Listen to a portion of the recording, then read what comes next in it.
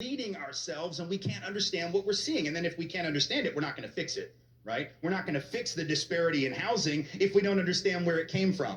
So if the data says, and it does, that white folks on average have 15 times the net worth of black folks, 13 times the net worth of Latino folk, right? We just assume, well, we must have worked harder. Is that right? That's interesting, because actually the black folks and brown folks have done some of the hardest work in this country ever since the country was founded. Were it not for the labor of African descended peoples, there would be no country at all. In fact, it was my family,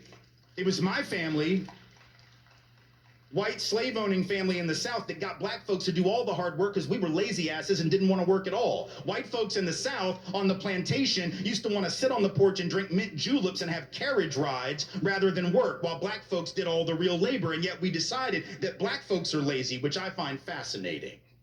Right? And then people write to me and say, well, these black people, they're just taking all the jobs. Okay, which is it, precious? Because it can't be both. People of color can't take all the jobs and be lazy. I don't ask much of racists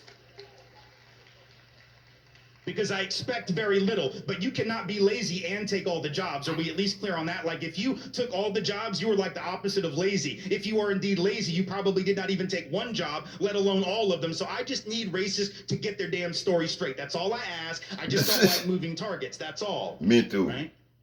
But if I don't tell my daughter the truth, she defaults to the position of the culture, and then she can't understand what